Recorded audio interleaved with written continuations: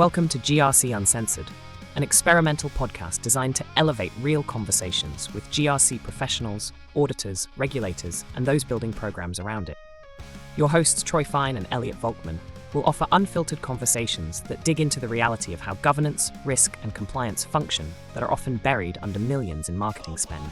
Now, on to your hosts. Hello and welcome back to GRC Uncensored. I am here with our host, Troy Fine. Of course, I am Elliot Volkman, your producer, and we have a guest who's going to talk and help us guide through a conversation. It's a little bit spicy in nature is probably the best way to position it.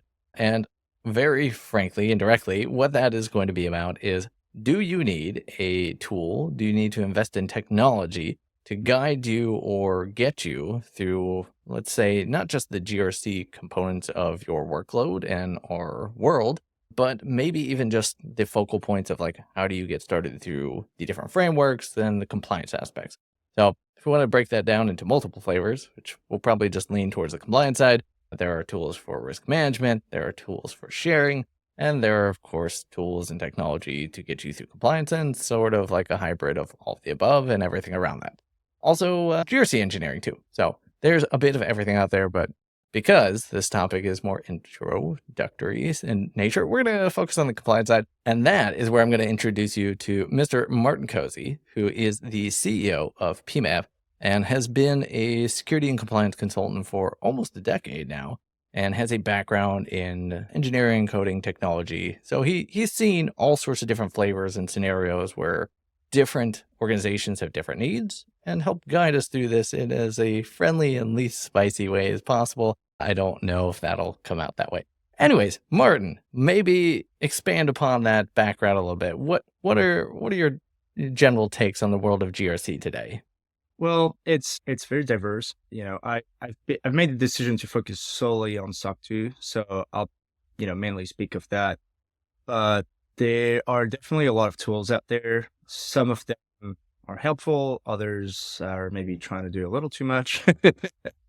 But I think that they can be helpful. I think it depends on, each company is different and it depends on what they're trying to achieve, obviously. Without diving too much into it right from the get-go, I think some of them are offering more than they can really sustain. But they can definitely be helpful for smaller companies that are getting started and are trying to achieve, SOC 2 or other standards. Yeah. Yeah. All right. So that makes sense. So maybe we'll add a little bit of context just for the sake of sanity. But there are at least two general buckets that we can break apart for technology relevant to SOC 2. So there are like what I would call like the legacy technology, which is more of a highly customized. You have to have a pretty good grasp of what SOC 2 is and different compliance frameworks to be able to navigate and use them more successfully. And then there are sort of these, hand-holding type technologies that allow you to get guided through that process with less knowledge of how compliance works. Is that an accurate portrayal or am I oversimplifying it? And that's for both of y'all. Troy, do you want to take that one? No, I'll take it. I don't know if I want to. I did say a little spicy. Yeah, no, I think you categorize that well. I think it's true. It's no different than any, I guess, industry, right? You always have the legacy players that are more of, I guess, old school, so to speak. And then you have the newer players that come into the space trying to disrupt it, right? And create more automation and make it more efficient. I do agree that the legacy tools required you to know more what you were doing, which you could say the good thing and possibly a bad thing, depending, I guess, who you are, right? But with the reason why these platforms took off is because there are so many, and Martin can speak to this too, because he's worked with a lot of these startups, right? There's just, even knowing where to start, it's almost impossible to know where to start with too, right? There's nothing out there. Yes, you could even use AI now and use ChatGPT and say, where do I start with SOC 2? You're going to get an answer, but it probably won't make sense to you if you really don't know what you're talking about still, right? So that's where people like the experts, like Martin, coming in and helping out a lot of organizations. That's how I got LinkedIn going, right? I was really just giving information out there that people couldn't find or didn't understand. I was making it clear and concise. And that's what these new tools are trying to do. here's a step-by-step guide. Here's how it works. It's simple. It's easy. Click this button, do this. We all know it's probably not that simple, but that's what they're trying to do. And the legacy tools are more, here's a tool to help you organize your controls, compliance, and risk, but you need to know how to drive the ship. We're going to give you the parts, but you need to know how to put them together. Where these other tools are trying to already have them put together for you. I don't know if you have anything to add there, Martin, but.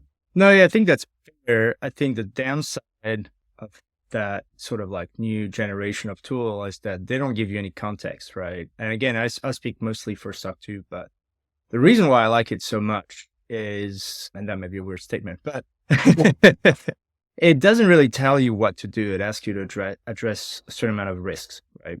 It's sort of up to you to decide how you want to do it. And the idea behind it is that, and I mostly work with SaaS companies, but you could be a business in insurance and become compliant with SOC 2. And the way you would, handle certain controls would be vastly different than if you're like a fully web-based company, right? And so like, if we take a step back, SOC 2, it's really a sales tool. Like people need it in order to sell their product to larger customers that want to make sure that there are certain, the risks are addressed, if you will, right? So that's where it starts. So when you go and buy a tool like that, the tool is cheaper than if you hire a consultant or try to spend the time doing it. And so it has to work for everybody, right?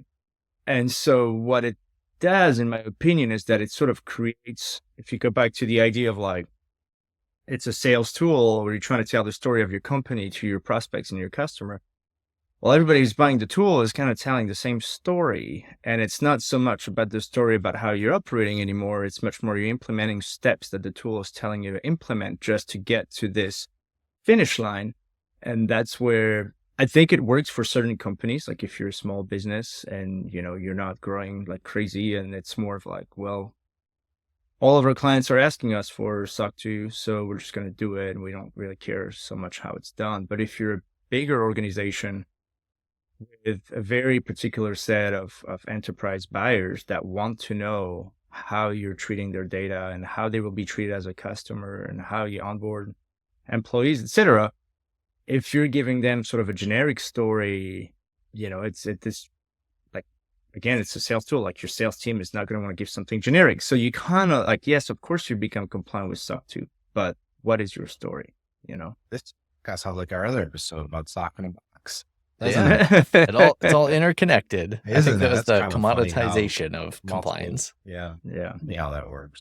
But yeah, I think you said it well, Martin. I mean, it does work for the smaller company that, SOC in a box. I did say, and I say it jokingly, but if you want to fit in that box and you're small and you can just adjust and build it and do it and get it out the door and win some more.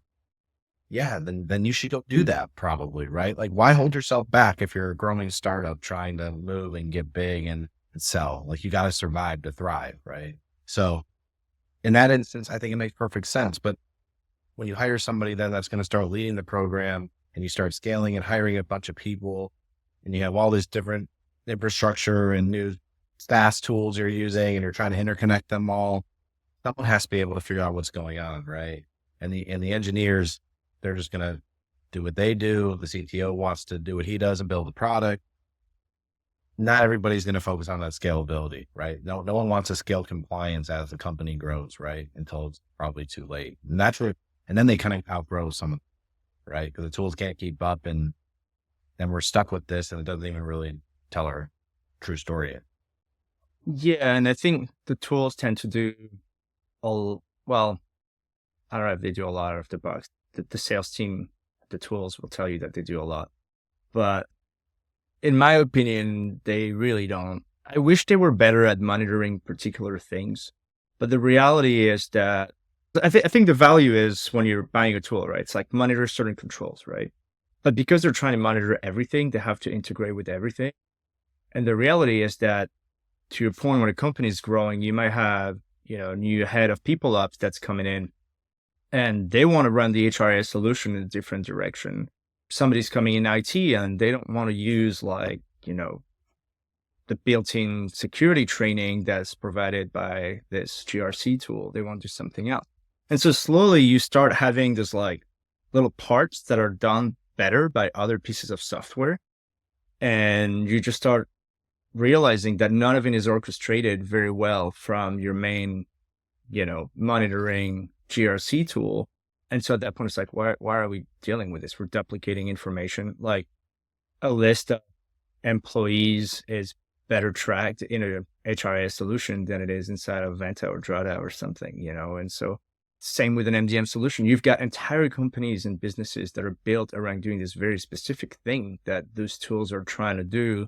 And there's no way they can do it well for everything, right? So I think, I've seen both sides. Like at first, when those tools came out, I thought it was going to be bad for my business because, I'm the consultant that goes in and holds your hand and takes you all the way to SOC 2 type 1 and a type 2. And I have, my business relationship with my clients, they last a long time. It's 5, 6, 7 years, right? So I'm continuing to follow them. But surprisingly, I had a lot of fresh business coming in because people would make it to a type 1 and they have no idea how to maintain the type 2, right? But then it's annoying because it's more work. You have to figure out, like they've already spent so much time trying to get those tools to work and connect to all of their systems, but the systems are evolving faster than the tool is, and then it doesn't connect. And then the sales people at the GRC tool tell you, "Oh, don't worry, this is coming out in 3 months. Like you can connect multiple AWS accounts," and then it just doesn't, right? And so you waste all this time where really, like we manage everything with spreadsheets and ticketing system, and it works really well for large companies, like up to 500 employees, right? But what I really want out of a tool is monitoring. And so if I can go to the people ops team and say, can you give me a report on everybody that was hired in the last quarter, full-time and then contractors, and let's see if there's a background check for everybody, or can you show me a report to see that the security training was done for this year? If they can do that, then that's great. Like just at scales, those tools don't do it, right? So yeah, spreadsheets for the win, man. So that is a perfect segue before we get too deep into this conversation of asking a very important question is there a threshold where it makes sense to choose between our lovely spreadsheets and something more technology driven that includes some of those onboarding features? And I guess that's the argument of, yes, you have a background, you hopefully guide people through these processes where the technology wants to do somewhat of the same. So yeah, Martin, let's start with you. Is there a threshold? What is that threshold? What does that look like? There was a product manager way back in the days that told me that if you start by picking the tool without having a good process in place, then you're just trying to make the tool work without having fully defined the process. I think the same applies to GRC. So the threshold is not going to come in the amount of people that are working at the company, but rather like how your processes are implemented and how they're tracked. First, you really have to decide on the process and the process owner. And so, if you have, I think the tool comes in handy when you have like growth, right? But if you're a company, I don't know, like you wanted numbers, so we'll just say 25 or even 50 people, right? Like, but you're cruising, like you're hiring, somebody, maybe like somebody leaves every quarter and you hire 2 new people every quarter. Like it's fairly easy to keep an eye on the life cycle of an employee when they join and when they leave. If you're only hiring, a couple of people a quarter and people are not leaving. But if you're hiring 10 people a week, like you need your process to be really automated and have alerts and keep an eye on it. What's going to do this better? Your HRIS solution that's built for that, or a GRC solution that's trying to replicate that? I would be more interested in a GRC solution that would tap into my HRIS solution and potentially just show me, monitoring, not be so binary. Like I want to know sort of the overall health, and they try to do that so well. So the threshold really for me is growth. And I think you can leverage those GRC tools if you don't have a lot of growth. But then again, if your processes are well defined, then it's easy to just talk to your coworkers. You need somebody to kind of be in charge, but you can also distribute the controls per department, and that works too, right? You just, with a lot of my clients, we have a monthly meeting where we talked about the things we have to accomplish for the month. and then we create tickets, and then people, like, it's nice to have one ticketing system that works across the company. That works way better than a GRC tool where people feel overwhelmed. Like, here's your task for the month, do it, right? And then they just do it. I haven't really found a time where the tool makes sense unless you are on a budget and want to try to, it's kind of a DIY situation, really. I would say too, I think a lot of people want the tool to be a set it and forget it type of tool, right? And honestly, the most successful companies I've seen using these tools, such as Drata or Vanta or whatever we want to use here, they have somebody that owns these tools, right? Like they become an expert in the tool and they are in it all the time and they're really guiding the company. But if you're trying to use it as a set it and forget it and just implement it, after 2 months of implementation, I just set it. My auditor comes in, looks at the green check boxes, and we move on with our life. And I never look at it again, once a month or something. I think that ends up creating a false sense of compliance. And then, when you start to grow rapidly and do this, the tool is it's just there, right? Like you have to really use the tools and somebody has to own it. There has to be a Martin on the inside that is willing to learn these tools is really what I'm trying to get at. Right. I mean, cause a lot of people want to use it as a set it and forget it. And I don't think there'll ever be a GRC tool that does that, to be honest. No, I want monitoring. Like it's just I think that's the issue, right? Like if you think about it from the perspective of a startup, and I'd be really curious to hear what the ICP, like the ideal client persona for this companies is like, because that's from what I've seen, the target CTOs and people on the technical side trying to say, hey, it's going to automate. Or at least that's who I work with a lot. But what ends up happening is you have a team of engineers, there's a problem, and they're like, okay, we can build this thing and it's going to fix the problem, and then we monitor it, and it's never going to be a problem again because the machine will do what it does.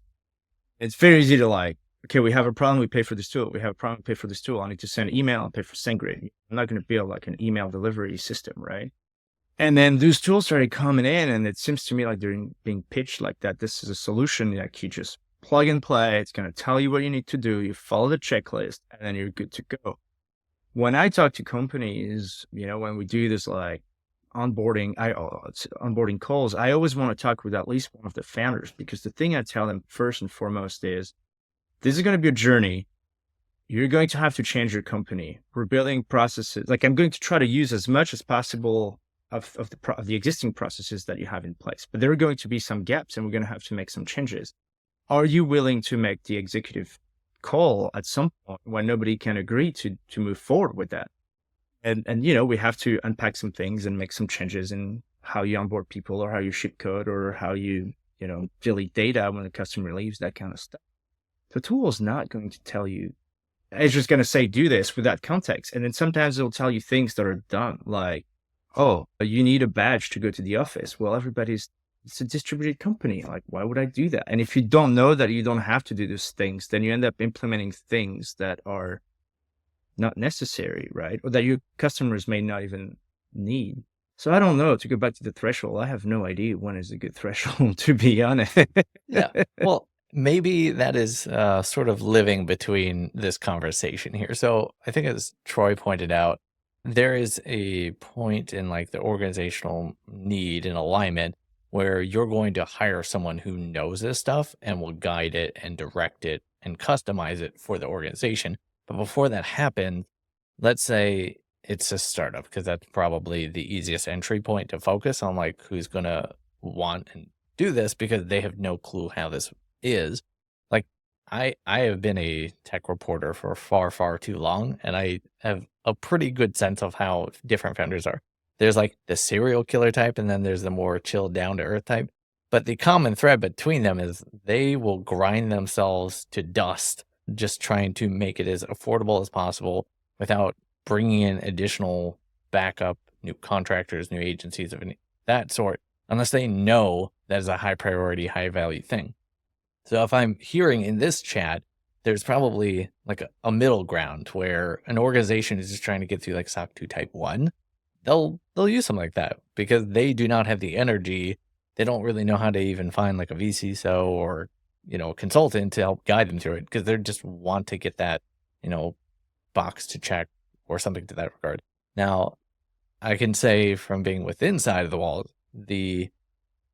some of that is certainly there, but like there is obviously desire to move beyond that once they get exposure to what the technology is supposed to provide.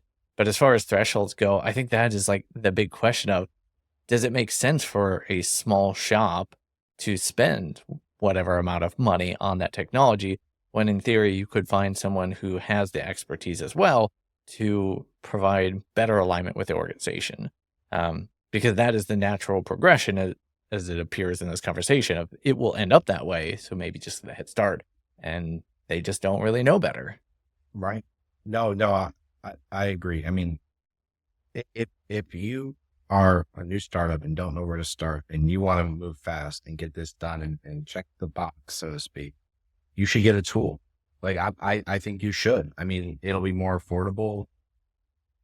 It'll have your budget, but I think it's not going to be the long-term solution unless you really invest in it after that, right? Like, I mean, I guess that's what I'm trying to get at, right? Like, I mean, I wish that that's how it was being portrayed when they're buying these tools. Like, yes, like for now, like this is how it's going to work. But like once you scale, once you mature, once you have like your own processes, like this is all going to probably need to change in order for this tool to work the way it needs to, right? I feel like the issue at the core is how crazy people have gotten with their security questionnaires. Because like realistically, right, again, it's a sales tool, right? You're talking about the small company, you have your product, you're trying to sell it. It makes sense for you to think about SOC 2 once you're experiencing so much resistance that you can't sell your product to certain companies, right? I think a lot of founders may not be educated as well as to what it actually means. And that's why I told you, like, when, before we even sign, I'm like, I want you to understand what we're trying to do here. This is not like a stamp on a thing that goes on the wall, right? You have to maintain it. So yes, you could probably spend less time closing on deals, but also you have to find the right balance. Even if you like forget about the tool, right? It's like, should you even be compliant in the first place? Because what ends up happening when you buy a tool is you start printing out security policies, that nobody can follow. If you could actually spend some time, figuring out your processes and telling your customer or your prospect, this is how we operate. We're a team of 10 people. We, only 2 people have access to the data. This is who they are. Like just, and it takes you more time for each deal. And so each company is going to be different. I've worked with companies that have 500 employees and 10 customers, and I've worked with companies that have 10 people and 500 customers, right?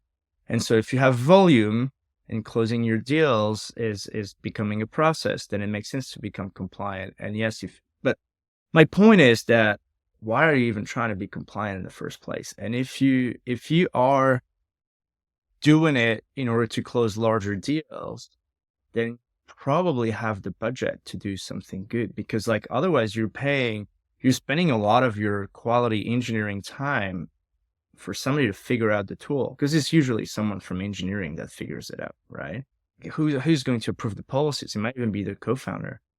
And so I think it's important to understand why you want to be compliant in the first place, the cost that comes with it, and then make, it's a math decision to be like, okay, we're not closing deals over a large amount of value. We should do it.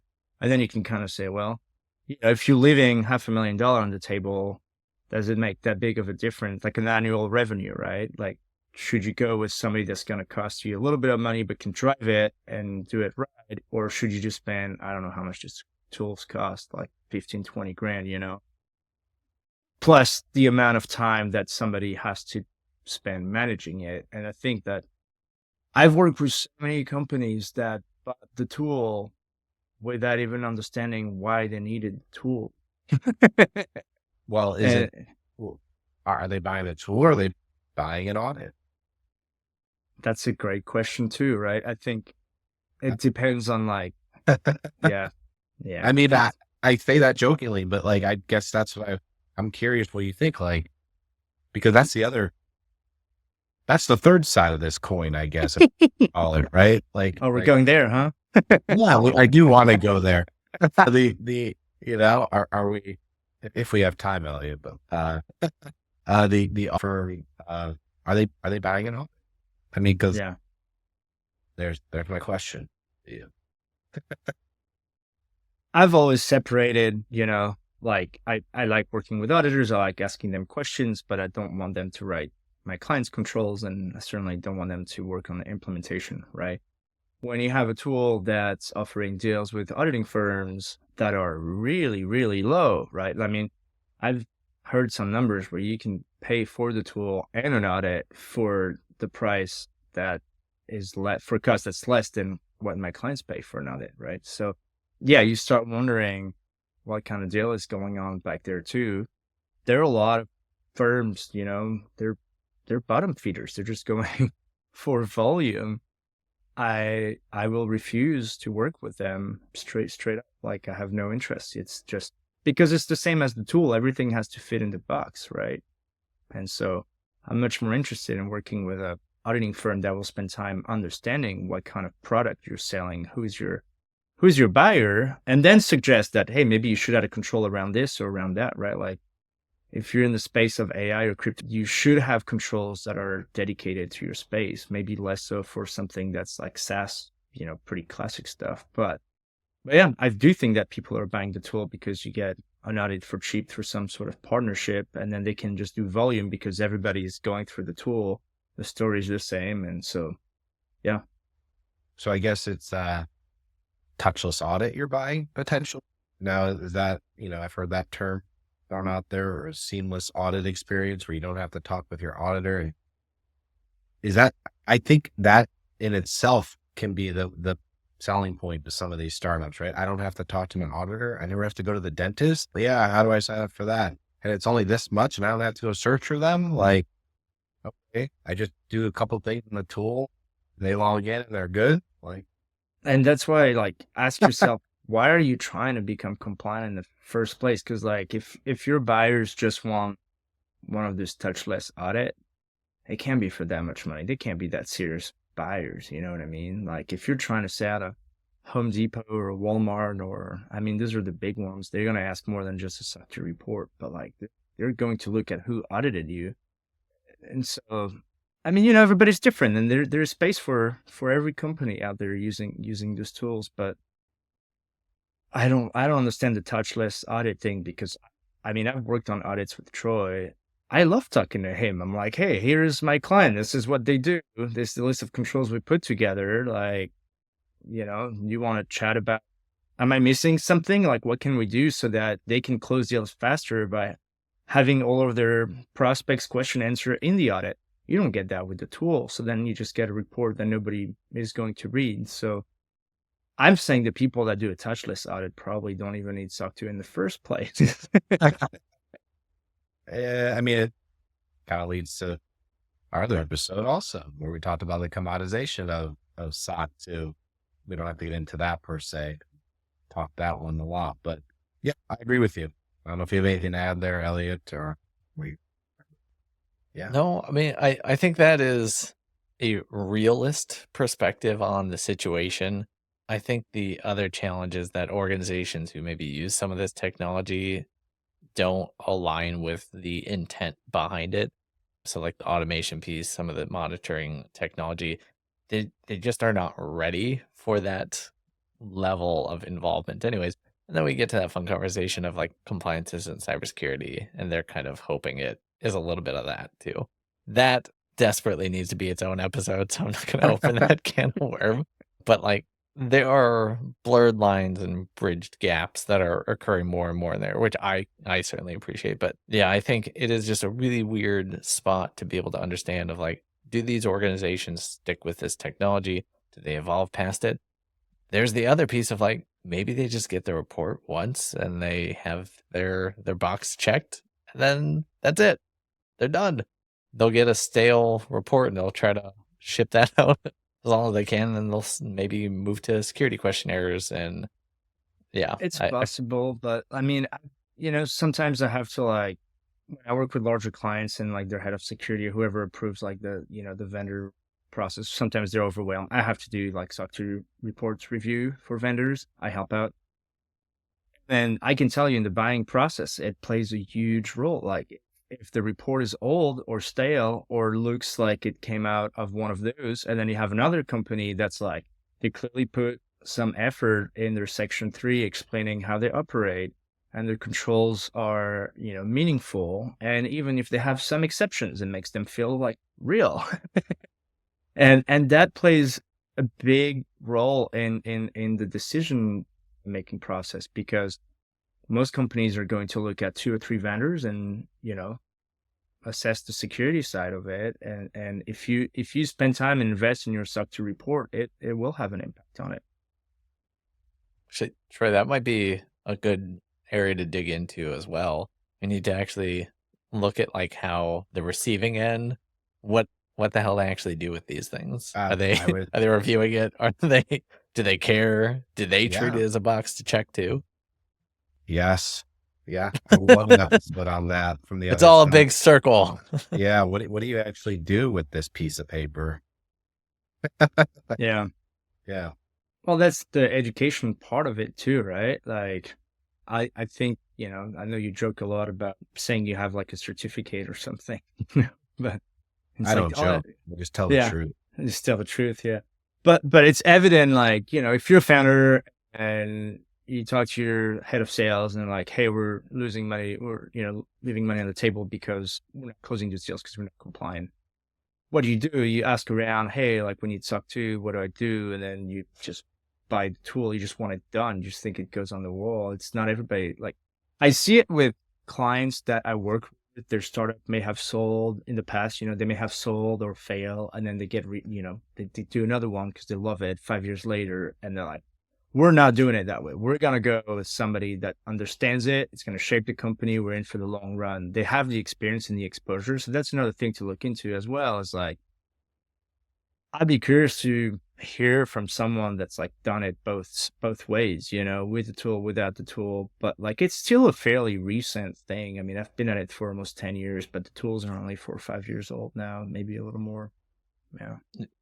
So I don't want to like speak on behalf of those other organizations, but Troy and I have had a significant amount of exposure to like the before and after, and even those who have been on different types of tools and switching over. And I would just say generally like the neutral things that I can say is that it's more of a time savings thing more than anything else. So I still think there's like the knowledge gap issue. But if they have that expertise and someone wants to do it. So like an example that I would use is like, I am in comms. So like I draft a significant amount of reports and write endlessly. Even like for this, we're going to have like show notes and content and stuff like that we have to put together. Do I want to spend like an hour, 2 hours writing it? Or do I take a conversation like this, chuck it into like a piece of technology, AI, whatever, and it just gives me like the rough go at it? I can write because I've done this for way too long. But if I can use something to give me a little bit of shortcut and then I just clean it up, get rid of the terrible intro that always has like rapidly evolving threat landscape or whatever that is on every single one of these AI blog posts. But that would be like my approach or example for this. If I do have the expertise and I still want to move fast, that's an option to kind of amplify or be a force multiplier. But I don't know that I see the majority saying anything more than time saving and reducing headaches. Some of these other bells and whistles, which I think are aspirational, not necessarily like there and fully adopted yet. And I will not go too much further than that so that I don't get hate mail from. I like the way you put that, because that's how I view how the tools should be, right? I mean, if you use this AI tool for the show notes, never look at it, then it would be a disaster. It'll be okay. Oh, no, right? No, it would not. It'd be terrible. But okay, then it won't be good, right? And that's kind of how the tools are, right? I mean, you can't just set them up, like I said, and right. Hope for the best. Like, I mean, you need to review it and understand where the data is coming from, and all that. It's like, you can't just click button and hope for the best. I mean, you can, if Yeah, do the bare that's minimum. You wanna yes, you check that can box. in certain situations, but like that's another step. That's kind of why I said I am an audit, but I think you have a good point, but the tool is missing is context, right? Like what kind of product are you selling? What kind of business do you want to be? And that requires talking to the founders and the executive team and bringing them into this conversation. And then when you can, I hate when I have to work with these tools because like the first thing it does is generates 15 policies. And like when I work with my clients, I just drop clean policy based on the questions that they answered. And I have all this context and it works too. Like it just kind of works, you know, you don't need 15 policies. And so to me, it creates more work than it should. It should ask you more about you and how you're operating and what you're trying to monitor and then focus on that. If you could say, I do want you to generate policies for me, use AI, but first let me tell you who we are and what we're trying to do so that I don't end up with an office policy when everybody's working remote. Like that, I think would be helpful. Like I'm not trying to say all the tools are bad. I'm just saying that they put you in the box and they don't ask you anything about you. So, you know, and you might decide that you want to do something and then your CEO is going to be like, absolutely. Like, we're not doing that. How could you implement this policy without talking to me? Right. So it's just, that's the part where I don't necessarily agree that it saves time. I think it just creates more work for me in general, but yeah, I'm not disagreeing. I just think there is a market where I don't care about compliance. I don't care about SOC 2. I don't care about ISO 27001. I don't give a shit. So give me the tool that does a shitty job. I don't care if it's right or wrong. I just want to make the sale. We'll figure it out later when we need to. Like, and I think there is a market, a lot bigger market than people think. Yeah. Things like that. That's where I'm getting at. So that's fair. And I would never want to work with this company. Well, and right. I wouldn't either. And I think, right. And they wouldn't want to work with us. But even like, you know, I'm saying like the buyer as a potential buyer of their product, right? Like it's just, but yeah. And that's where their customer comes into play, right? So their customer says, okay, what Elliot was saying, what do you do with this piece of paper?